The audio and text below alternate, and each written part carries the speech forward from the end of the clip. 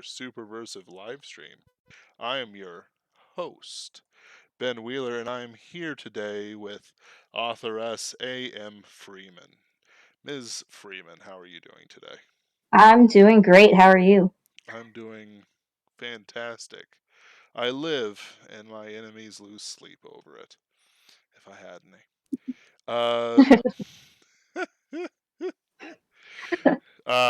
So you're here with me today to discuss your new Kickstarter and book, Marymae and the Nightmare uh, Man, which is an illustrated children's book, if I understand correctly. Yeah, so I tend to use the term illustrated novelette because I wrote it in a regular, like, it's not a typical kids book where it's like a few words or sentences each page. It's a story I wrote about 6 years ago. It's roughly 11,500 words, so it's the size of a novelette, written kind of in the form of a regular prose story. But it's the kind of story that just begged to have pictures go along with it. Like my, you know, wielding chainsaws against mechanical wolves and the creepy nightmare man and all these crazy little things that happen. So I sat on the story for a while, specifically because I didn't want to put it out until I could make it really be what I want it to be with the illustrations and all. So I refer to it as an illustrated novelette because not only can you just read it as is and enjoy listening or reading it to yourself. It also does really well as reading it to your kids. So that's kind of like the two ways that I imagine people really enjoying this is, come home from a long day, just want some fun, uplifting. It's probably my most superversive story I've ever written, and we could definitely get into that. Um, or you can, read it to your kids over in a couple of nights and laugh at all the craziness that happens in it. So I would phrase it as illustrated novelette if I want to get technical. Hmm, excellent. And you have a Kickstarter, which is already fairly successful at 53%, 2 days into the project. Yeah, Uh, blew my for mind, but it's hmm, pretty awesome. it is, and we're getting to, let's see here. What is it? We're hopefully going to hit the first stretch goal, which will add new illustrations and a whole bunch of other stuff. Art prints. hmm I honestly do appreciate the physical art prints that you're putting out on some of these things, just because hmm it's something you can actually like hang on a wall, which Yeah. is honestly better than some of the stuff you can pick up these days. But I'm here for Yeah. it. Yeah, with the Kickstarter, like, I didn't want to have a lot of. I wanted to, be able to provide something with the Kickstarter that's more than just if you got the book afterwards. Uh, but for me, I didn't want something that, a bookmark or some stickers that might kind of be fun, but, I would just have to pay to manufacture it and send it out. You might enjoy it for a little bit, and then it might just kind of get lost or used. Whereas the prints, yeah, like you said, you can really hang them up or enjoy them. And there's even an option if you want to buy the original pieces because they were done in this really awesome style of a very various media. I think is how you put it. And so my illustrator, she did kind of this print work, and then she would cut out individual like characters and draw them and color them and paste them and make like this collage and then pull it all together with some more like watercolor or pencil work. And so when you see a physical copy of the artwork, you see a lot of dimension in it that it's hard. You can kind of see it, but it's not quite the same when it's digitalized. But there's options if you want to buy one of the original pieces. Otherwise, there's plenty of ways to get some prints of them, little 5x7 prints to put up somewhere, like maybe in your kid's nursery. Every kid needs a picture of some chainsaws and mechanical wolves to fall asleep next to. I get you, and it's really just kind of interesting because how do I want to put it? Hmm. Basically, we don't really see stuff like this as much as we'd probably like. Um, I know I don't really have any analogs within our circles. And I don't really think we've. No, I can't really think of anyone in our circles who's really going for that illustrated book approach. Hmm. Yeah, it's definitely. Yeah, I'm not really aware of anyone else particularly doing it this way. Obviously, there's plenty of people doing awesome children's books, but this is kind of an in between two worlds sort of story. And yeah, it's exciting. It's just so much fun to have lots of really neat pictures to go along with it. And it would be so cool to be able to hit that stretch goal. Hmm. So right now we are 53% funded on day two, which is epic. And we're sitting at about 1,400 or so. And the first stretch goal, obviously, you know, art takes a lot. Uh, and that's the main reason I'm running the Kickstarter is to be able to cover all this art. So if we hit 3,900, then we could add 8 new illustrations, and we already have them all planned out. Me and the illustrator Jesslyn have talked over it, and if we reach that, then I'll also give everyone a extra art print. So at all the physical tiers, anyone that's already getting something shipped to them, even if your reward didn't have a print in it, I'll send you a print. So if we meet that first stretch goal, everyone gets an extra print, plus 8 new illustrations, and I'll put out the option if you want to, change your backing level to go up to a higher tier where you can actually help design the illustration. I think, I'll have just a few spots where you can either uh, be kind of communicating with us and helping us with ideas for designing one illustration, or you can choose a level where we'll hide your name in one of the illustrations, like painted in somewhere. So that would be really Hmm. exciting if we got all the way up there, which we're got some pretty good momentum going, and there's still 28 days to go. Plenty of time to share around, let people know about it because, like you said, it's very different from what's really out there right now. Is so? It's all the same artist, right? Yes. So Jesslyn Kate is my illustrator, and I absolutely love her. We actually met while I was in Florida. She had there's like every Saturday there's a market down in Pensacola, and she had her booth set up there. One of those Saturdays that I went had her artwork, and I was like, this is it. This is after 6 years of really wanting pictures to go along with this story. This is exactly the kind of style that would perfectly fit it. So we started talking, planning out how we could do it. I became really good friends in the process, and got the first illustrations done. Uh, and so now hopefully we can see where it goes. Hmm. And has your illustrator done anything else we know? Um, I'm not sure. I will. Let me go ahead and link you to her Instagram for anyone else that wants to go check her out. Um, I think she's may have worked on a few um different, like maybe some children's books, but I can't think of anything that would be like a recognizable. She mostly does different her own different drawings and sells them uh during markets or other places. Does commissions. I think she teaches a lot of classes. Hmm. So I'll go ahead and link that to you. So let's see here. While you're getting that, what is Mary May and the Nightmare Man? Mary May is just like any girl. A little girl, Yeah. she loves stories about brave princesses and spends a lot of time with her imaginary friend, Waldo.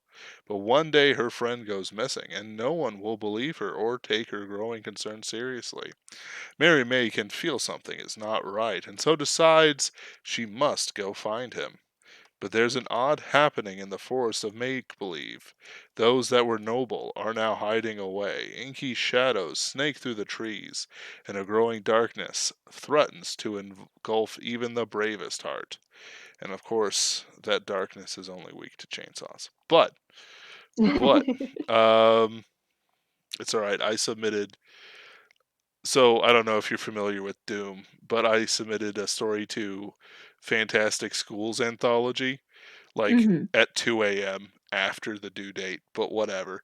Uh, where it's Doom guy, and he's the gardener for a Oh, magical school, and demons invade.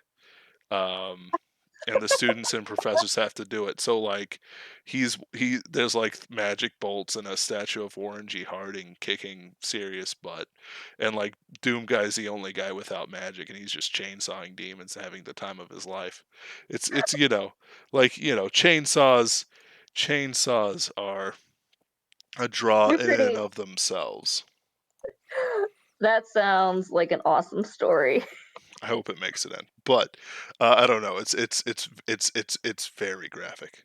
Now, this Yeah, story, however, I don't know how graphic it's gonna be. Can you give us like a it's 1 to really 10? it's um it's really not graphic. It's more um I tried with the pose itself. I tried to keep it very simple in a way.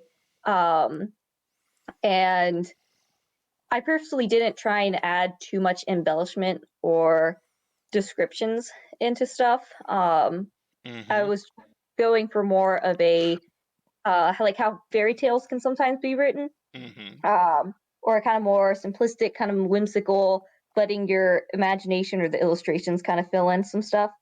Um, and yeah, it's not really graphic. They do some fighting and stuff with the mechanical wolves and then other mechanical beings. There's this big battle scene at one point where Marymae gives this awesome little speech, gets them all like riled up as they meet the and they're riding armored dinosaurs, her and the noble pirates. There's I forget what all creatures I made mechanical, but there's like slugs. There's these weird narwhal men that come in at one point that kind of like I think they have like this isolating power where they make you like unable to connect to your senses and isolate you and feel very alone. So um a big thing with this book that I hadn't expected when I was actually writing it and was kind of surprised that it came out this way is it has a very strong theme of having hope even when you're surrounded by despair, Mhm. which is probably why it's one of my most superversive works. Is it's all about this nightmare man, and in his mind, he is he's the good guy in his mind because he sees the light as like destructive or overpowering, and so he wants to bring about this like coolness and darkness and like safe. I don't know if it's safety, but he has his own vision and he's trying to make the world what he thinks it should be. And it's really hard to stand against it sometimes because there's darkness and there's creepiness and there's storms happening, and Marymae's worried not only about her friends, but the darkness is starting to spread out into her world and affect her little sister. Um, and the Nightmare Man is trying to, you know, get Marymae to, you know, bow to him or be like his minion. And in the most like, but she's very, it's like, how little kids can say the darndest things. They're very almost simple and straightforward in their minds. And so that comes out a lot in Mary May's character of dealing with this kind of like darkness and despair that you could kind of spiral into in a very direct kind of way that can be so like amusing and Mhm. really cute and fun. And there's a lot. There's kind of sort of a. I really don't want to give anything away, um, but there's like a really cool moment. Like the ending has kind of a fun moment or twist that you might be able to see coming. Um, it's a very straightforward plot, but the characters are super fun, especially Marymae. Like she's probably my favorite character I've written. She's just got this kind of not like sassy, but this kind of spunk and spirit to her, and trying to find how to help the noble pirates around her, how to break them out of the despair that they have surrounding them and inspire them. Or when she's in like the big battle and is like a little girl that can't, she can do a little bit. I think she uses the chainsaw a little bit. She has her sword, but she realizes that physically she can't do a lot. But then she finds something she can do to help the battle and be what she needs to be in that moment, to inspire that hope. And so, very, very strong superversive themes all through it. Just super fun.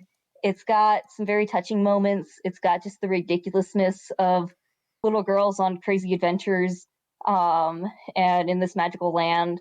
When I was writing it, I think I took the periodic table of awesomeness and I picked out a handful of things from that, like the pirates and the dinosaurs and mechanical stuff, and decided to put it into this story. And that's how all these crazy little situations happen.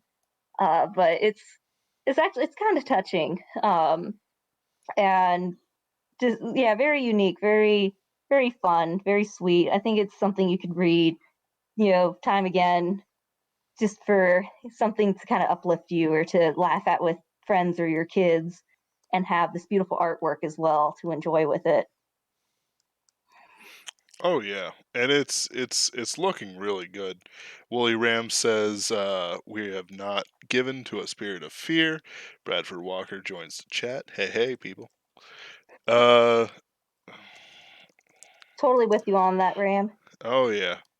It's good stuff. Like one of the things I've kind of I don't know noticed if that's the right word, but it's like there's a lot of gaps of properly overcoming fear in literature.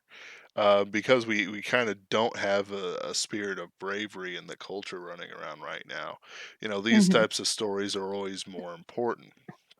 I was Yeah. blessed by always, reading kind of the old stories with the knights and everything like that. So I grew up and, with these stories in mind, I was reminded of courage and honor and power and stuff like that comes to you, so that no matter what hardships you face, you always get back up for the next round. Hmm. But if children aren't taught that from the beginning, where they can overcome their hardship, their struggles, it'll cripple them of sorts for the life to come, the adult life and beyond, and they'll become something that isn't complete, isn't whole. So Yeah. I'm And always mm, it's also yeah, showing them how to properly be like that, because you also don't want to give this portray of like, strong little girl can do anything. No, she can't. She is afraid sometimes. She doesn't know what to do when the pirates are crying.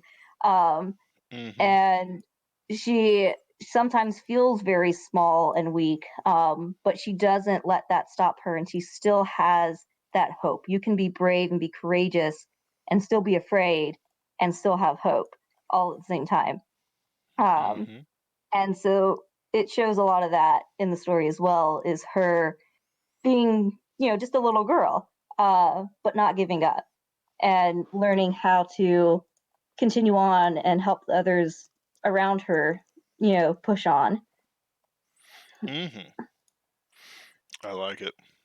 Willie Ram says dismembering mechanical nightmare wolves sure brings a tear to the eyes. That it does. Uh, when you're doing that as a kid, you're growing up right. That's how it works. Yeah, Um, you gotta fight some bad guys with some chainsaws sometimes. I mhm, don't think we're overselling the chainsaw thing. There are definitely chainsaws, like, through the battles and stuff. I think she also uses a wooden sword, but there is a moment where she's, standing facing the wolves with her chainsaw.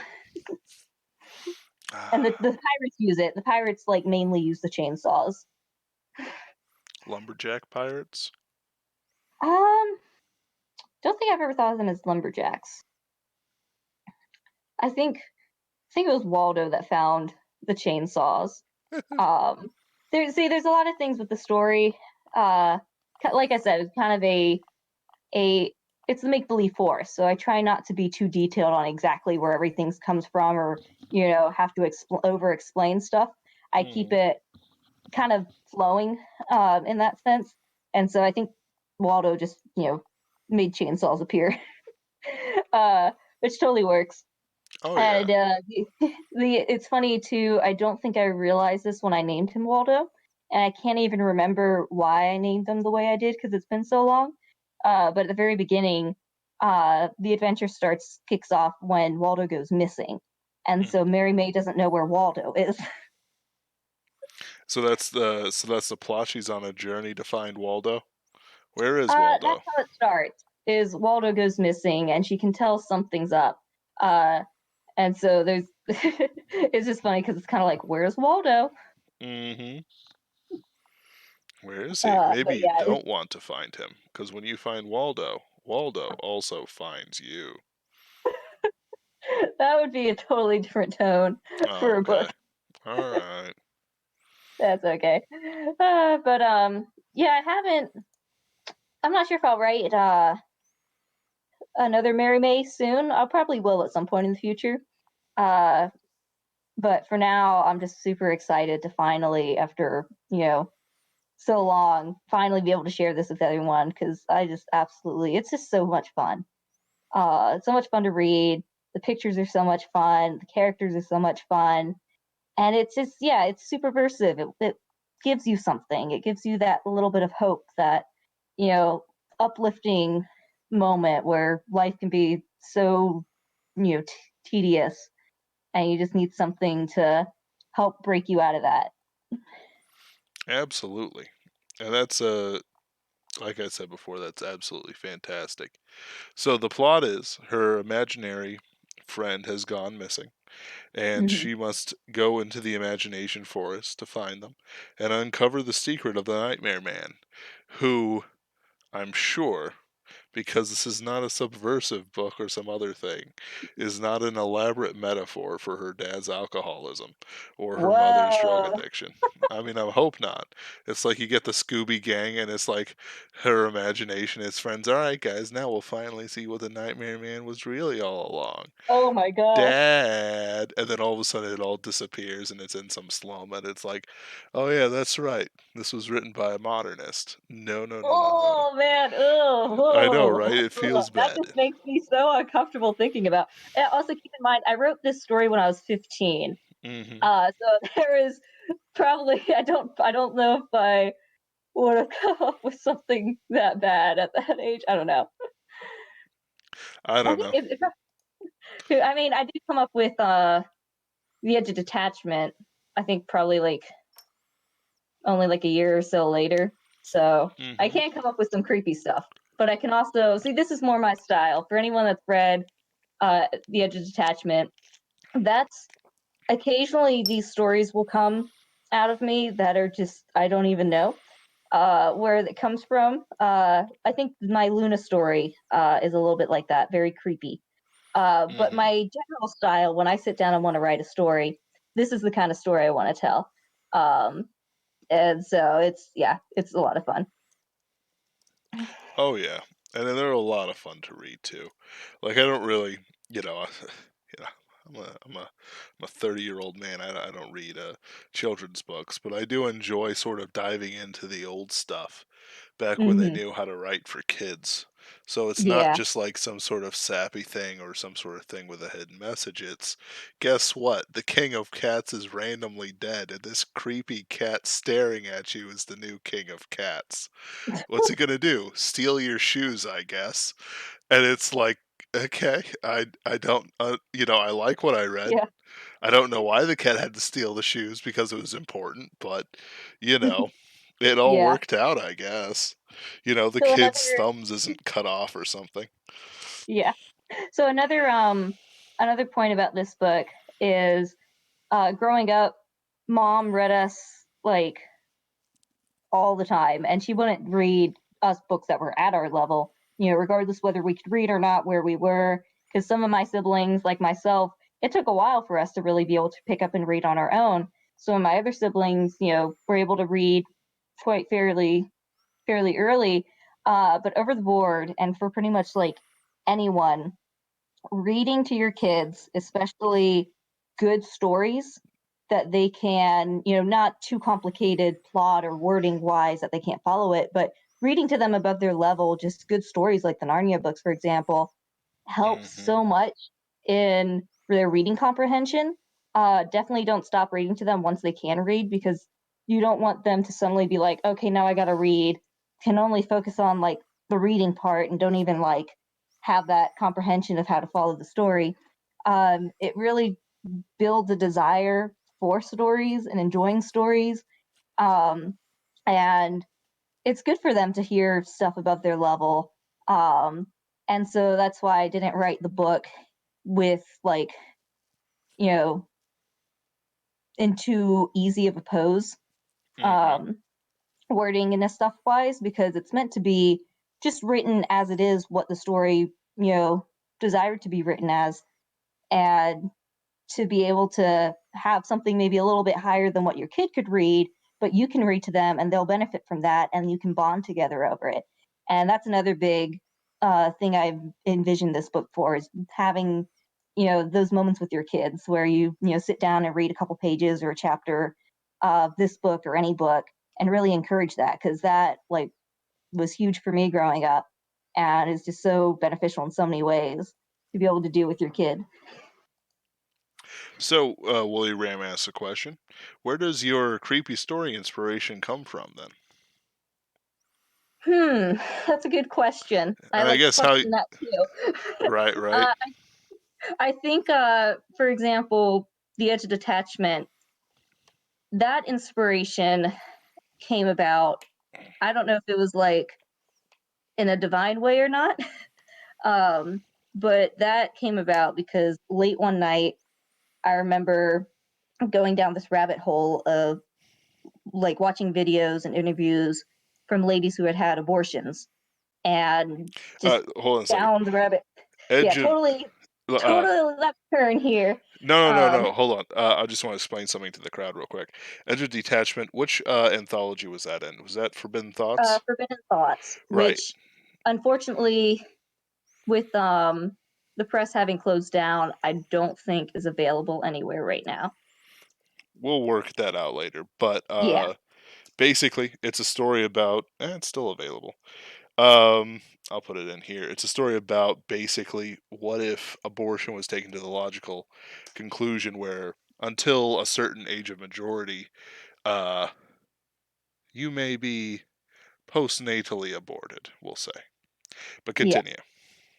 yeah. So It's that very good. one, that one, thank you. Man, that was its own thing, because it came about in a, like, it's like my fingers, like I was reading all this stuff and kind of digging into like just how the horror of it is, and the women that had gone through it, and it kind of came in my mind. It's like my fingers just like attached to my keyboard and wrote this.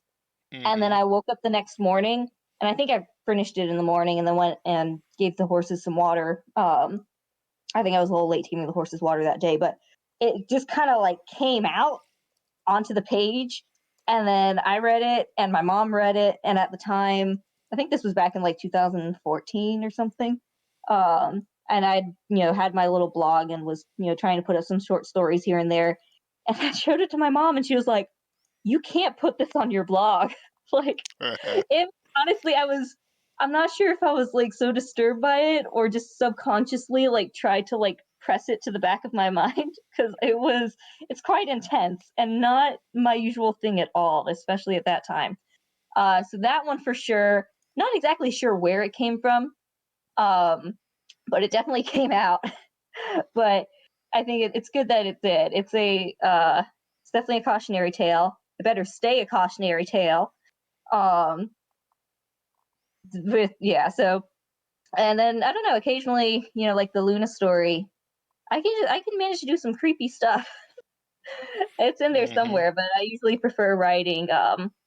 more of a whimsical. I don't know. I like the whimsical and I like the speculative, so I can kind of go either way on those most of the time. Hmm. And there's always an element of when it comes to like creativity. It's like it's that what's that verse? It is not what comes out of a man that defiles him, but what goes into him. Mm, Or yeah. is it the opposite? I can't remember. Uh, that's okay though. Yeah.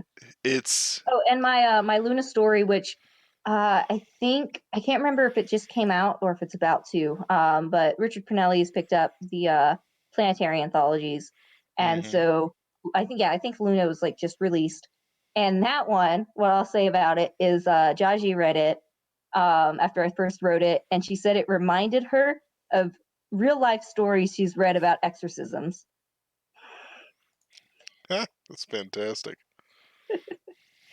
So if the anthology had stayed split to the dark and the light side of the moon, I would have definitely stayed on the dark side.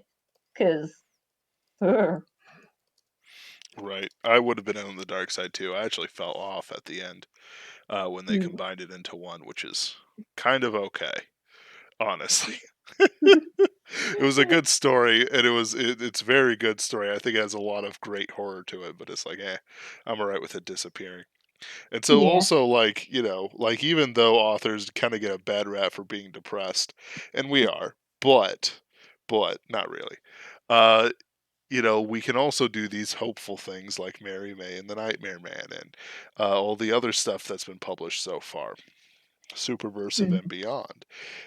mhm, So we've talked about plot.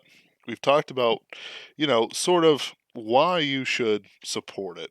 I myself am eyeing up the sweet, sweet $15 pledge, an art print and an ebook, which is what I like.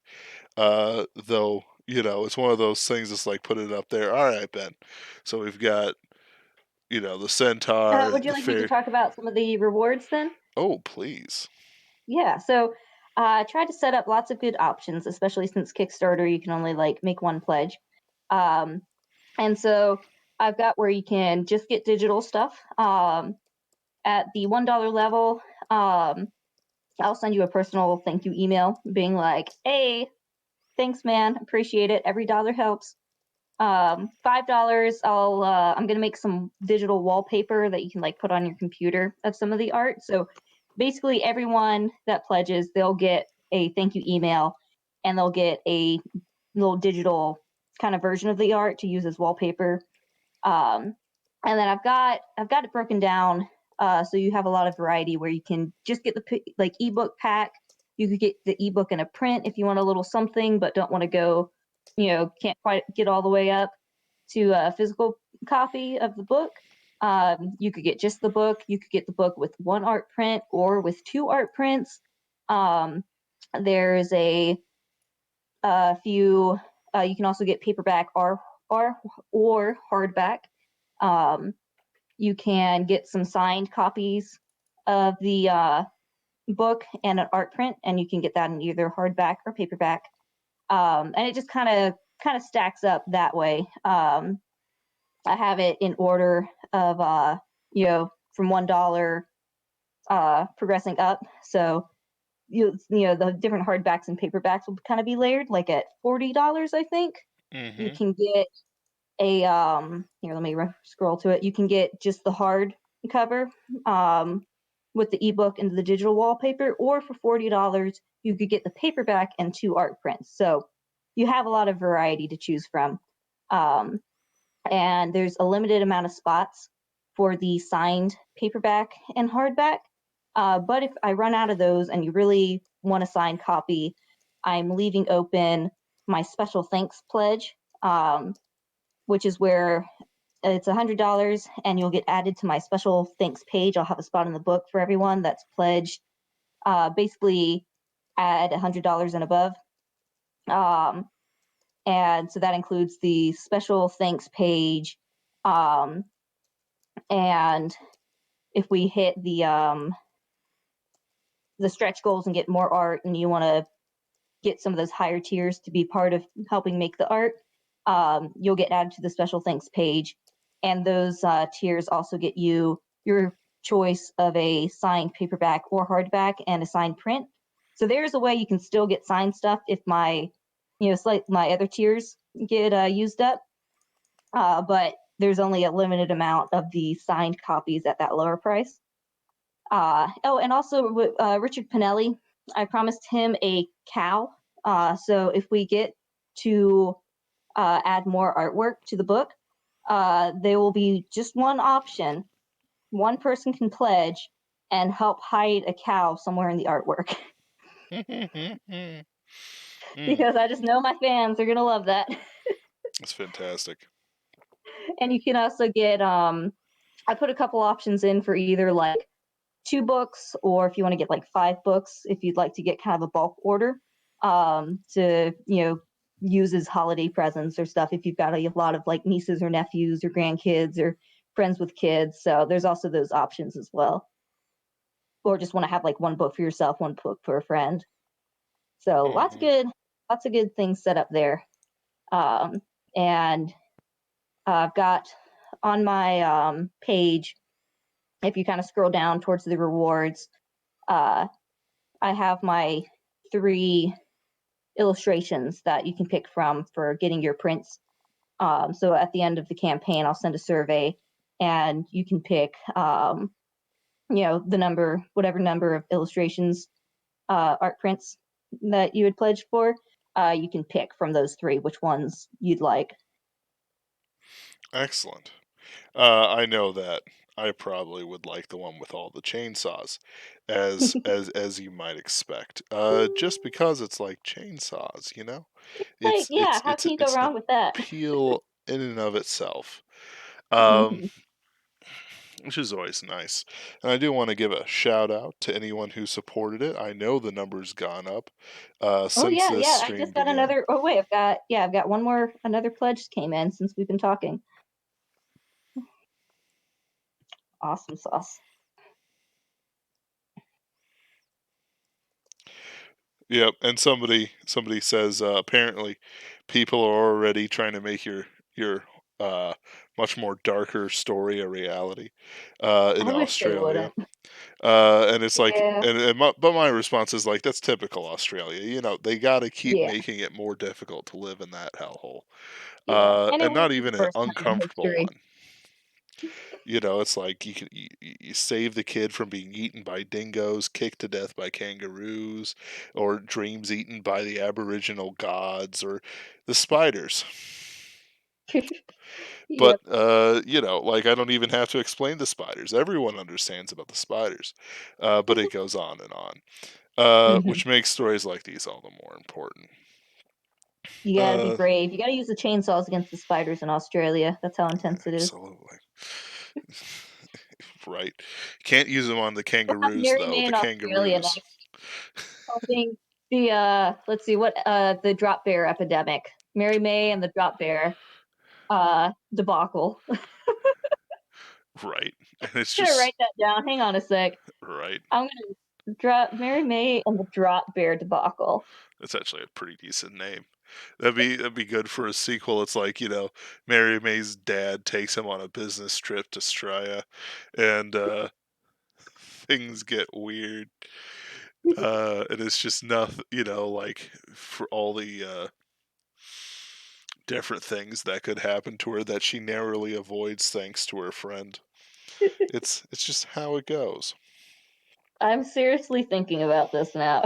I don't know if I'd make it like a full story, or maybe I could do like a little mini story. Yep, But like Mary May goes international. right. And it's like you could do a whole Maybe series, she could help with boomerangs. right? It's like Mary May and the Drop Bear debacle, Mary May and the Yeah, well, you got Nightmare Man. right. Uh, I guess that's N and M, but It barely Mare counts. Man. You got to kind of have a bit of a little illustration in the titles. Mary May and the what's another good one? Uh, let's see. Give me another place in the world. I Mary I May almost and said the China, but then I'm like, no, that would be a bit intense right now. right. It's like That'd be funny. Uh, it's like everyone's It's coughing but terrifying. me. Mary May and the China cough. Uh, Oof. oof. I don't know. She tells me she doesn't like that. All right, that's She's fair. heavy. Yeah, no, she doesn't like that. She told me. Mary She May says and she'd the rather go murder on the to I. Iceland. What? Mary May and the Iceland incident. Now it There sounds we like go. murder mysteries. Mary May and the murder on the Orient Express. Guys, I don't think I'm qualified for this. I need my imagination. Yeah, but the guy was murdered and everyone has a motive. Yeah, but Oh man. I'm Oh. just 5 years Well, old. we'll stick with the drop bear debacle for now. All right. Maybe when she's a teenager, she turns into like some sort of detective. Right. That'd be pretty funny. It's I've already seen stuff like that. It's like it's always like a robot chicken joke or something like that. And it's like Yeah. where you giggle kind of nastily to yourself. But Yeah. no, that sounds pretty good. And it's always like, if this thing's successful in the Kickstarter, if this thing's successful, and it's already successful in the Kickstarter, when you're well above halfway and it's only 2 days in, you're successful. Hmm. Even more popular things I've seen take, a week. Excuse me. Hmm. Or sorry about that, guys. I woke up at 4:30 a.m. to go to work, and I've worked 9 hours, so it's like I just want to relax and do a live stream. But it takes it takes a bit, and it's like if this is successful, people love it outside of the Kickstarter and outside the circle of friends. Like you can do more stuff like this. That's Hmm. the benefit of having a society that's connected to the internet. Everyone could connect to everything else. Yeah. And it's I can't even quite describe the feeling because oh my gosh. I literally just watched the numbers change. That was fun. Um Mary and I think it Wooly was Ram suggests Mary May and the Japanese schoolgirls defeat sea monsters with the power of friendship and a traditionally forged katana. That's how you do it. that sounds like the Jake and the Dyn is it Jake and the Yeah, Dynamo? that's right. That's the magical girls, but Yep. and the Uh, ordinary guy. yeah, and that's I can't remember if he found a home or if he's self-publishing or not. I can't remember. Yeah. But I was looking forward to the sequel that was Hmm. coming out, just I because know he. Jodie says she laughed like I know she edited at least the first one. She may have edited the second one for him as well, but she says it can be like so funny. She'll just like start laughing and not be able to stop, Right. which is hilarious. If you ever seen Joshi do that, it is like it's that's just funny in itself. When Joshi gets to the point where she's laughing and trying to tell you something, but she's still laughing and can't like. It's so Yeah. hilarious. But anyway, I got distracted. But it's interesting because I've backed Kickstarters before. I've seen so many people run Kickstarters. I've been working and thinking and planning on this for a while, but actually putting it up here and then seeing the support coming in, I almost it's like this big feeling of kind of responsibility and closeness to the people that are backing it. Like, Hmm. I've been published before and it's cool when people, pick up the book or read it or say they liked it. But now it's like, wow, you guys are trusting me, helping me make this happen, becoming part of it. And and then it'll be up to me to like deliver on that and like personally send you guys everything. And so I wouldn't say it's scary, but it's definitely different. I'm not sure if I was quite expecting that feeling. But it's really cool because it is a really uh like community effort and connected thing where we're making this happen together. Um, and so it's like I didn't realize that that was part of running a Kickstarter is that feeling of like maybe this is my first one. As you go through them, maybe you're like, okay, yeah, we got this. But I was like, dang, like people are people are excited. They want this to happen. I got to make it happen for them. Oh It's really yeah. cool.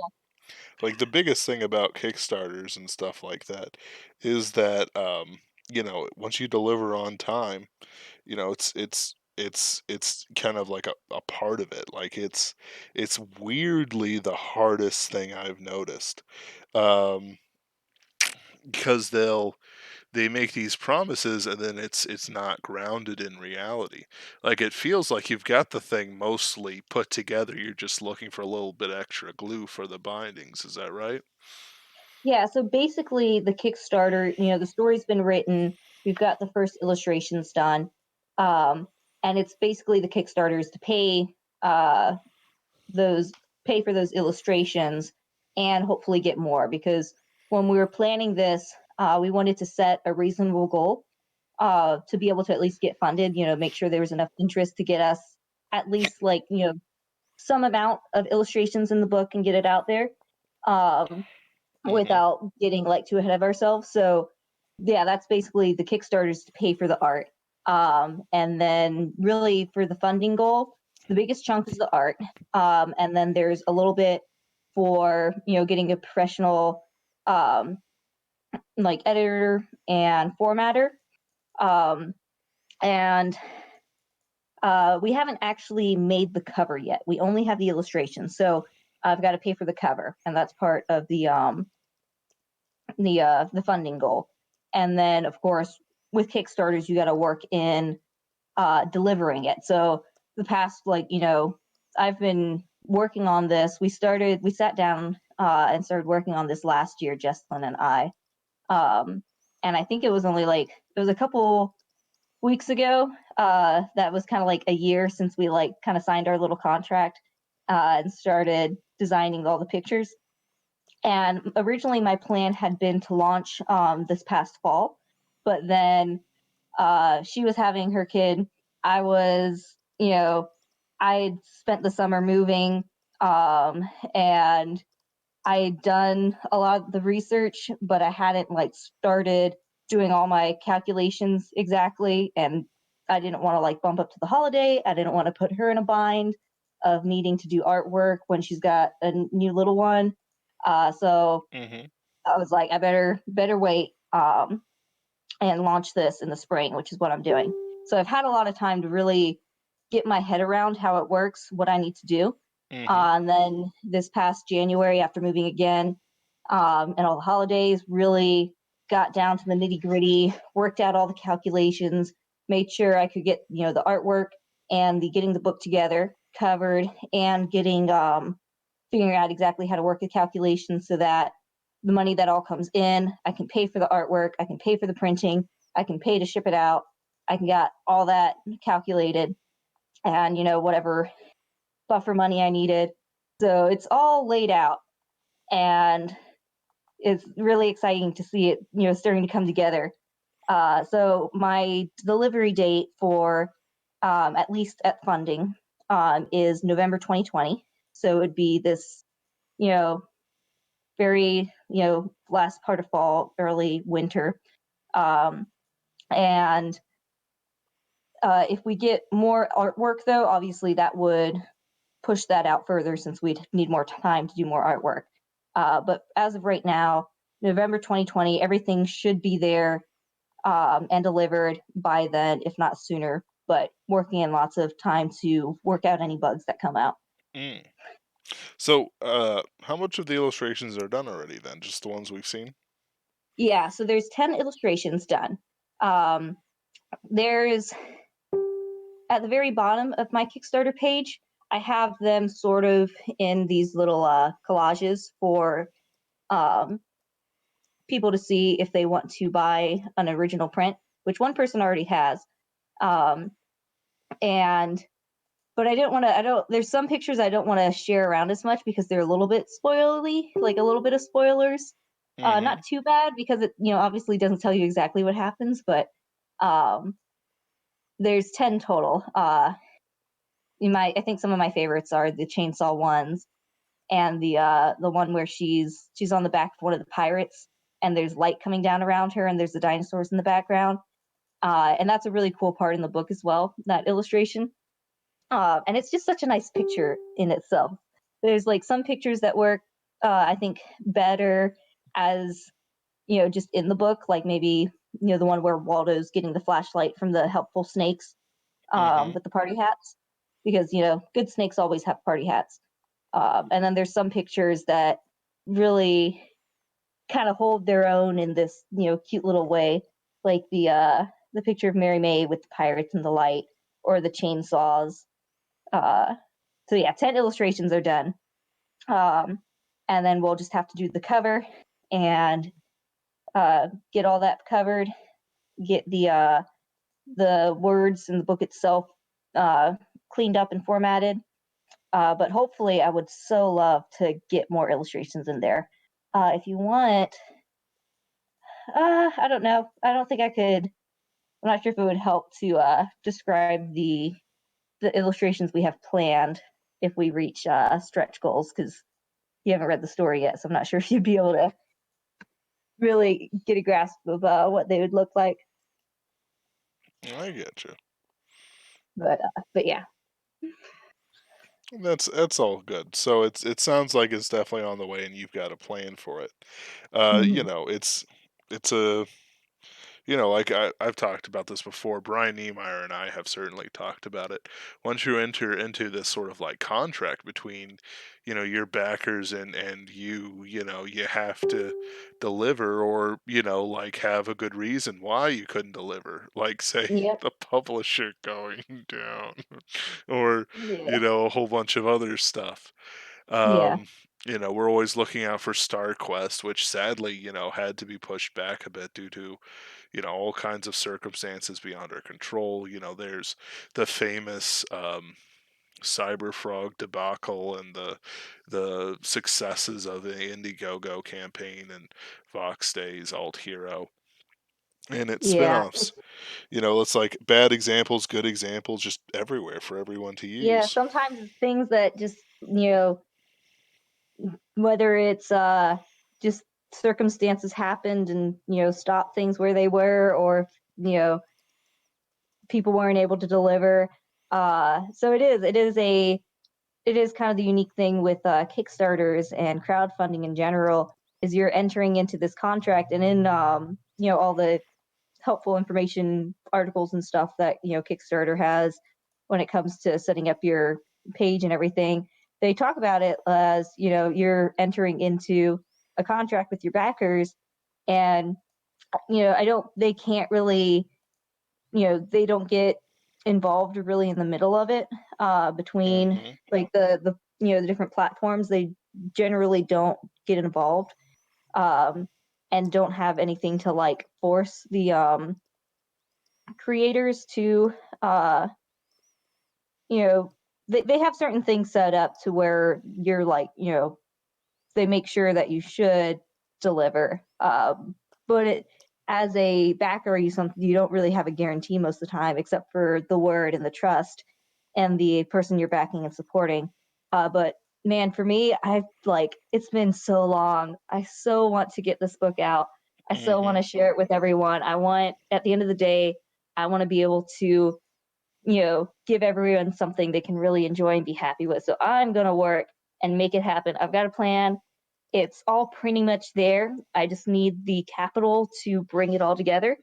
Um, and I'm super excited, and I'm really excited to see so much support coming in, and to keep this momentum going. See if we can get it funded at least in this first week. We can totally get it funded in this first week for sure. Um, Yesterday, I said if we got it funded on day one, I'd do a cow dance. So that we got halfway, which is pretty good. So maybe I'll like put on I have the cowboy hat that has cow print. Maybe I'll do like a mini dance once we hit funding. That would be pretty fun. Hmm. We'll have to look forward to it. More bonuses, the better, to a point. But it looks like everything's going off pretty well, and you already have some illustrations at hand, and some we haven't seen Hmm. before, which is really nice. So it's like it feels like a guarantee that we'll get something, no matter what happens, and Hmm. it's that just feels nice. It feels nice Yeah. just sort of sitting here in my comfortable chair.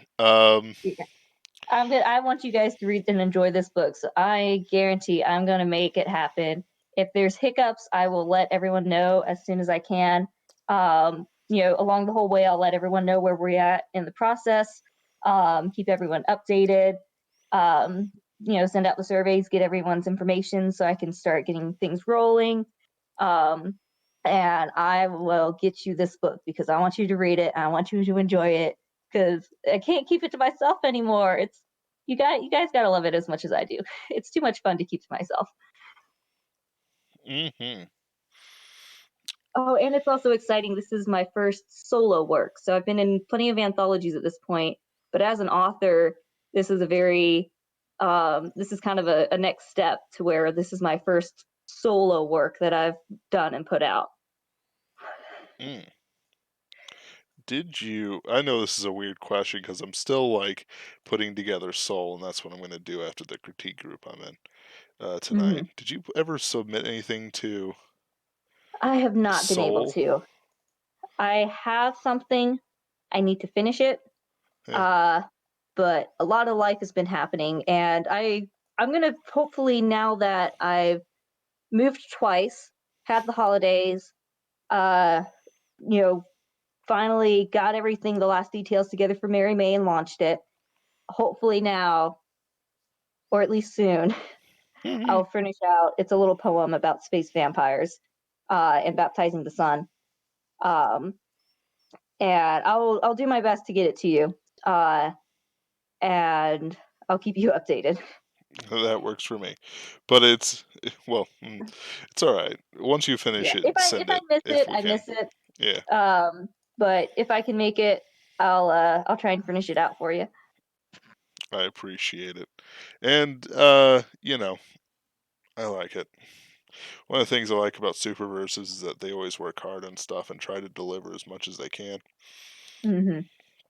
It's great. Yeah, And overall, we got to this catch is it. absolutely. And Got to fight overall, the culture war. yes, right. Words for ink for the ink god and stuff like that. Oh, that one's pretty great. Right. I'm pretty happy overall with this. This is like a great Kickstarter, and I'm pleased that we're sort of doing it.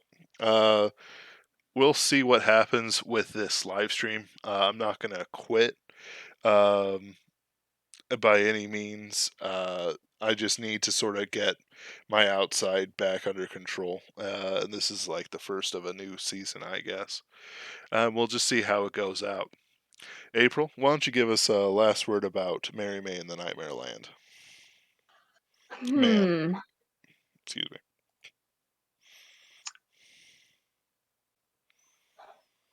Sometimes she'll tell me what she wants me to say about her.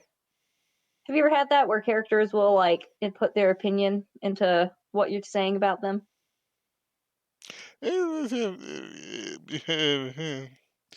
Sort of. It's more